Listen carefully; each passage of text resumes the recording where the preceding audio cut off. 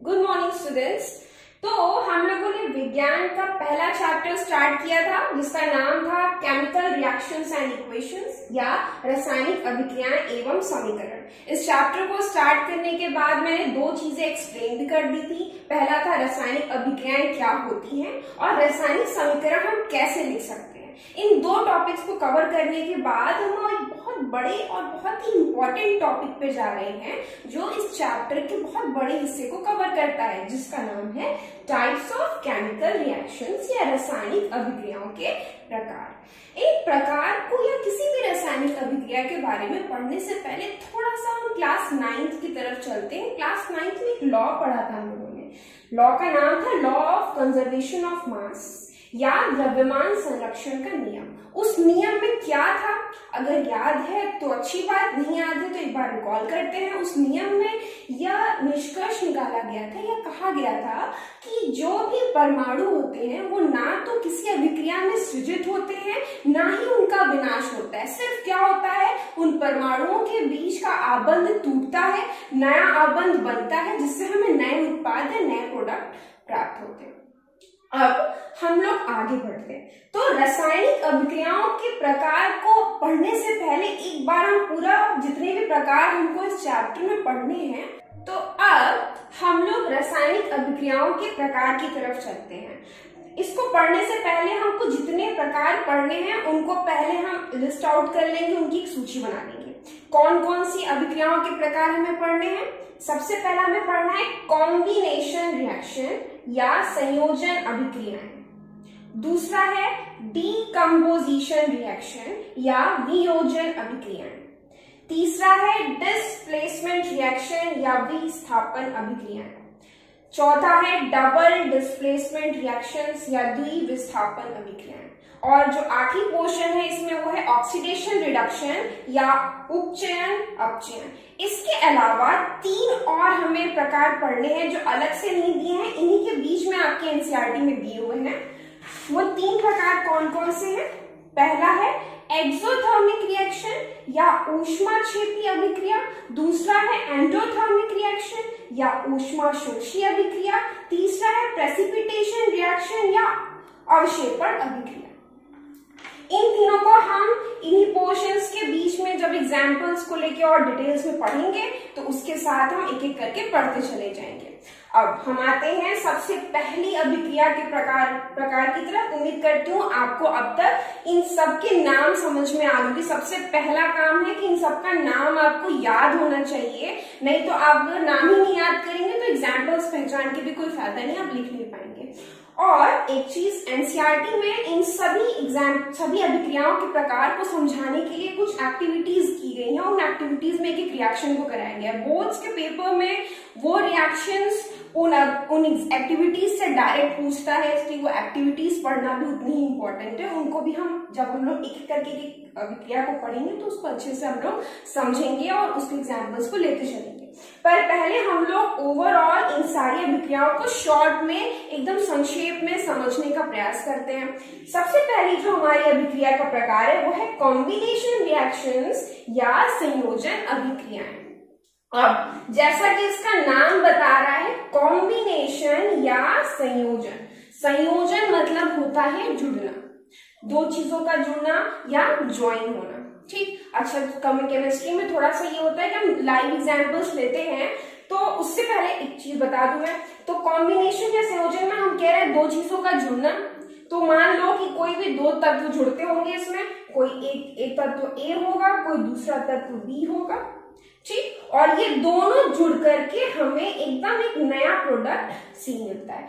मान लो कि घर में दो छोटे छोटे लड्डू बने हुए हैं, उन दोनों लड्डू को हम लोगों ने मिला दिया। अब हमको एक नया लड्डू मिलेगा, पर वो दोनों लड्डुओं से कैसे अलग होगा, थोड़ा बड़े साइज का हो जाएगा क्योंकि दोनों लड्डुओं की प्रॉपर्टी उसमें जुड़ गई है। ठीक उसी तरीके से संयोजन अभिक्रियाएं में भी जो ए और बी जो दोनों जुड़ते हैं हमको बिल्कुल एकदम नया प्रोडक्ट, एकदम न्यू प्रोडक्ट या नया उत्पाद देते हैं। और ये नया प्रोडक्ट या जो न्यू प्रोडक्ट बन रहा है, जो नया उत्पाद बनता है, यह इन दोनों से ही भिन्न होता है, जो कि हम लोग पहले भी पढ़ चुके हैं। रासायनिक अभिक्रियाओं में रासायनिक परिवर्तन होते हैं, उसमें हमें नया पदार्थ मिलता है।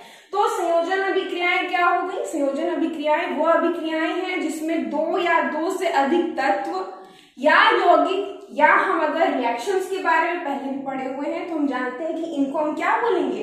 रिएक्टेंट्स या अभिकर्मक। जब दो या दो से अधिक अभिकर्मक आपस में जुड़ करके एक नए पदार्थ का निर्माण करते हैं तो उन अभिक्रियाओं को हम क्या कहते हैं? संयोजन अभिक्रियाएं या कॉम्बिनेशन रिएक्शंस। पर फिर से हम लोग रिवाइज कर लेते हैं संयोजन अभिक्रिया की डेफिनेशन को।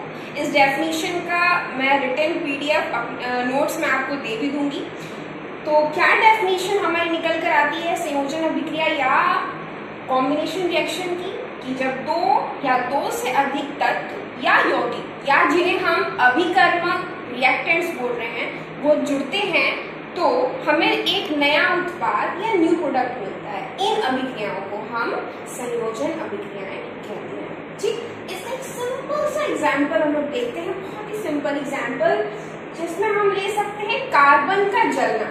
ठीक, तो कार्बन का जलना सबसे बेसिक एग्जाम्पल क्या हो जाएगा? कोयले का दहन। कोयला में पूरा कार्बन भरा हुआ है, तो या कार्बन से ही हमारा कोयला बना हुआ है, तो carbon plus oxygen gives CO2। ठीक, ये बहुत ही छोटा सा एग्जाम्पल है जिसमें कार्बन यानी जो कोयले को हम लोग दहन कर रहे हैं, दहन किससे होगा? ऑक्सीजन की उपस्थिति में होगा। तो कार्बन और ऑक्सीजन मिलकर हमें क्या देते हैं? CO2, carbon dioxide. एकदम नया न्यू उत्पाद या न्यू प्रोडक्ट। तो ये एक बहुत छोटा सा एग्जाम्पल हो गया हमारा संयोजन अभिक्रिया। तो इसको थोड़ा और हम लोग ब्रीफ में, अभी मैंने बताया, थोड़ा और विस्तार से हम लोग पढ़ेंगे विद एक्टिविटी या क्रियाकलाप जो हमारी किताब में दिया। पर पहले मैंने कहा कि पहले हम सबके बारे में शॉर्ट में पढ़ लेंगे। फिर दूसरा हमारा जो रिएक्शन है वो है डीकम्पोजिशन रिएक्शन या वियोजन अभिक्रिया। डीकम्पोजिशन वर्ड शायद कहीं ना कहीं इसके पहले विज्ञान में आया होगा, या वियोजन वर्ड जो आप सुन करके आप जैसे संयोजन का मतलब जुड़ना, इसी का जस्ट उल्टा वियोजन। दोनों ही योजन वर्ड है लेकिन एक दूसरे के उल्टे। संयोजन में जोड़ रहे हैं तो वियोजन में हम तोड़ रहे हैं। ठीक, अभी मैंने कहा कि मास ऑफ कंजर्वेशन या द्रव्यमान संरक्षण का जो नियम है वो ये कहता है कि सिर्फ एटम्स का जोड़, एटम्स के बीच के आबंधों का तोड़ना और जुड़ना होता है। तो उन लोगों ने जुड़ना पढ़ लिया, अब दूसरा हम क्या पढ़ेंगे? टूटना। ठीक, तो वियोजन अभिक्रियाएं कौन सी अभिक्रियाएं होंगी? जिसमें कि आबंध का टूटना हो रहा है। और यहाँ पर दो जुड़ करके एक दे रहे थे, यहाँ पर एक टूट करके दो देगा। तो मान लो कि कोई एक जो है कि रिएक्टेंट या अभिकर्मक रहा होगा, वो टूट करके दो या दो से अधिक उत्पादों या प्रोडक्ट्स का निर्माण करेगा। तो क्या कहा मैंने? संयोजन का जस्ट उल्टा हो गया वियोजन, जिसमें हम यहाँ पे जोड़ रहे थे, यहाँ पे हम एक ही प्रोडक्ट को तोड़ करके छोटे छोटे कई सारे उत्पाद बना रहे हैं। इसका बहुत ही सिंपलेस्ट एग्जांपल हम लोग ले सकते हैं। तुम्हारे बुक में बहुत से, मैंने कहा कि बहुत सी एक्टिविटीज है, उनको और डिटेल में हम पढ़ेंगे, पर अभी सिर्फ एग्जाम्पल के लिए मैं बता रही हूँ। एक एग्जाम्पल लेते हैं हम लोग फेरस सल्फेट का। ठीक है, फेरस सल्फेट का फॉर्मूला क्या होता है? FeSO4। ठीक, फेरस सल्फेट को जब हम लोग तोड़ते हैं तो तोड़ने के लिए कुछ तो करना पड़ेगा, तो हम क्या करेंगे? हीट देंगे। ठीक है, इसको ऊष्मा देंगे, गर्म करेंगे तो कुछ बॉन्ड्स इसमें से टूट जाएंगे। अभी डिकम्पोजिशन या जो वियोजन अभिक्रियाएं हैं, इनके भी कई प्रकार हैं, उनको भी हम डिटेल में आगे की क्लासेस में पढ़ेंगे। तो FeSO4 को हम लोग तोड़ रहे हैं, हमने इसे हीट दिया, हमें इससे क्या मिलना है? कई सारे प्रोडक्ट्स मिल रहे हैं। तो हमें यहाँ पे कई सारे प्रोडक्ट्स मिलेंगे। पहला हमें मिलेगा Fe2O3, दूसरा हमें मिलेगा SO2, तीसरा मिलेगा हमें SO3। ठीक है, तो एक ही प्रोडक्ट से, एक ही रिएक्टेंट से हमें कई सारे प्रोडक्ट या उत्पाद मिले। ये बिल्कुल संयोजन अभिक्रिया का उल्टा हो गया। तो संयोजन और वियोजन अभिक्रिया के बीच में अंतर समझ में आ गया। तो एक छोटा सा क्वेश्चन आप सभी लोग लिख लें कि संयोजन अभिक्रिया और वियोजन अभिक्रिया एक दूसरे से किस प्रकार से अलग है, एक उदाहरण द्वारा स्पष्ट करें। ये क्वेश्चन आप कर लेंगे तो आप दोनों का डेफिनेशन भी अपने से लिख पाएंगे और दोनों के बीच में अंतर भी आसानी से बता पाएंगे। एक बार मैं वियोजन अभिक्रिया की डेफिनेशन या परिभाषा भी बोल देती हूँ कि वियोजन अभिक्रियाएं वे अभिक्रियाएं हैं जिसमें एकल अभिकर्मक टूट करके कई सारे नए उत्पादों का निर्माण करता है। तो इन दोनों को पढ़ने के बाद अब हम अपने तीसरे प्रकार या टाइप ऑफ रिएक्शन की तरफ जाते हैं।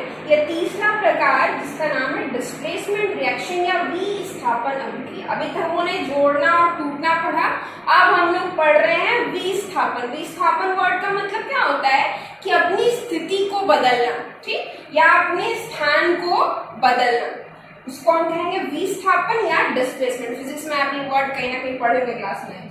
तो विस्थापन या डिस्प्लेसमेंट वर्ड इस अभिक्रिया को कहीं ना कहीं परिभाषित भी कर रहा है कि इसमें किसी चीज का विस्थापन या डिस्प्लेसमेंट हुआ है। अब बात आती है कि तो विस्थापन हुआ है तो इसका मतलब कोई चीज कहीं से टूट के कहीं जुड़ी हुई, ठीक। एक बड़ा सिंपल सा एग्जांपल हम लोग लेते हैं, एक सिंपल से एक्टिविटी से समझा देती हूँ इसको, क्योंकि ये एक्टिविटी के बिना आपको इतना अच्छे समझ में नहीं आएगा। एक एक्टिविटी बहुत सिंपल सी है जिसमें हम लोग एक टेस्ट ट्यूब में हम लोग लेंगे कॉपर सल्फेट, ठीक है, CuSO4। कॉपर सल्फेट वह यौगिक है जिसको केमिस्ट्री लैब में पहचाना बहुत ही आसान होता है, क्योंकि ये ब्लू रंग के क्रिस्टल या ब्लू कलर के क्रिस्टल्स इसके होते हैं, जिसको बहुत आसानी से लैब में पहचाना जा सकता है। तो कॉपर सल्फेट का हम एक विलेन बना लेंगे एक टेस्ट ट्यूब में, और उसमें हम लोग घर में सबके पास लोहे की कील होगी, वो वाली एक कील हम यहाँ पर डाल देंगे, ठीक है, और इसको कुछ देर के लिए छोड़ देंगे। अब हमको कुछ देर बाद क्या दिखाई पड़ेगा कि इस सॉल्यूशन का कलर जो पहले क्या था, ब्लू था, नीला था, ठीक, वो कलर थोड़ी देर बाद ग्रीन हो जाएगा, ठीक, और हमें नीचे में जो है कि कुछ भूरे रंग का पदार्थ इकट्ठा हुआ दिखाई पड़ेगा। इस छोटे से एग्जाम्पल में या इस एक्टिविटी में एक्चुअली में कौन सी अभिक्रिया या रिएक्शन हुआ, तो वो हुई है विस्थापन अभिक्रिया या डिस्प्लेसमेंट रिएक्शन। तो एक बार और जो मैंने अभी बताया कि क्या हमको अंतर दिखा, दो अंतर दिखाई पड़ेगा। एक तो हमको जो है कि टेस्ट ट्यूब में जो सोल्यूशन है वो हमको ग्रीन कलर का लगभग दिखाई पड़ेगा, और जो हमने कील डाली थी यहाँ पे जो है जिसमें थोड़ा सा हमको जंग लगा हुआ दिखेगा, और नीचे में हमें एक भूरे रंग का पाउडर जैसा पदार्थ इकट्ठा हुआ दिखाई पड़ेगा। अब इसमें हुआ क्या, इसमें असल में हुआ है विस्थापन या डिस्प्लेसमेंट। इसको हम रिएक्शन फॉर्म में लिख करके फिर समझते हैं, ठीक। तो हमने शुरुआत में क्या लिया था, कॉपर सल्फेट, ठीक, जो कि किस कलर का था, ब्लू कलर का, और हम लोगों ने इसमें डाला था आयरन, लोहा, जो कि कील के फॉर्म में था।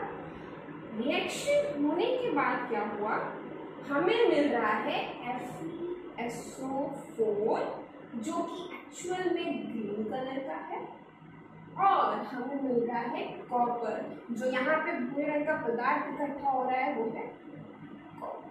तो क्या हुआ, ये कॉपर इस आयरन के द्वारा विस्थापित हुआ या डिस्प्लेस हो गया अपनी स्थान से, दिख रहा है, इसकी जगह पर हमको ये यहाँ पे दिखाई पड़ रहा है, और कॉपर क्या हो गया, अलग हो गया।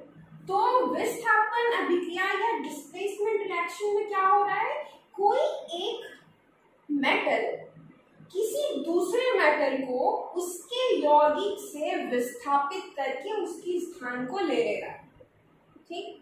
फिर से एक बार बोल देती हूँ, क्या, कोई एक तत्व किसी दूसरे तत्व, और इसमें भी हम लोग धातुओं के एग्जाम्पल को लेके क्यों चल रहे हैं उसको बताती हूँ अभी।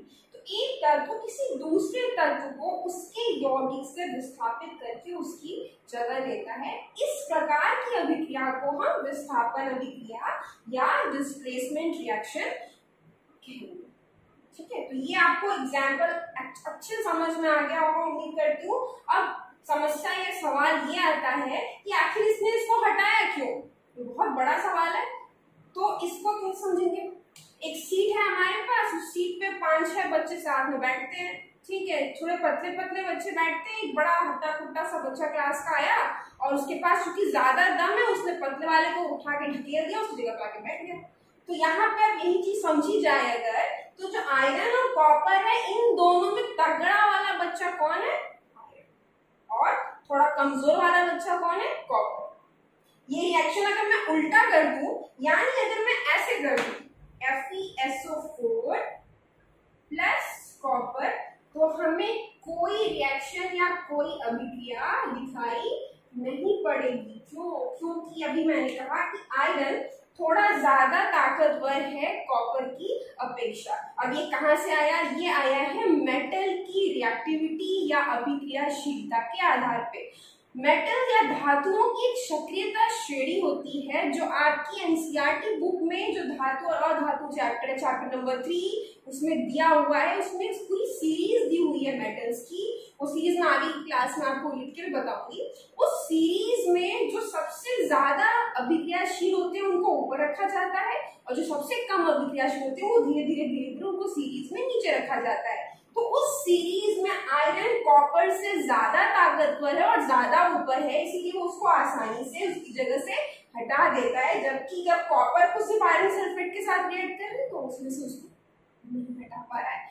तो ये छोटा सा एग्जाम्पल था समझने के लिए कि विस्थापन अभिक्रियाएं क्या होती है। आज के लिए मैं इन्हीं 3 अभिक्रियाओं पे फोकस करूंगा। आप पहले इन 3 अभिक्रियाओं को अच्छे से पढ़ लें, समझ लें, और उसके बाद फिर हम लोग बाकी की 2 अभिक्रियाओं के प्रकार की तरफ चलेंगे। और इनके जो डेफिनिशंस हैं, जो परिभाषाएं हैं, उसको लेके मैं नोट्स भी आपको दे दूंगी, उसको अच्छे से पढ़ के अपनी कॉपी में नोट कर लेंगे। तो आज के लिए सभी बच्चों को थैंक यू, और हम लोग नेक्स्ट लेक्चर में इसके आगे पढ़ेंगे।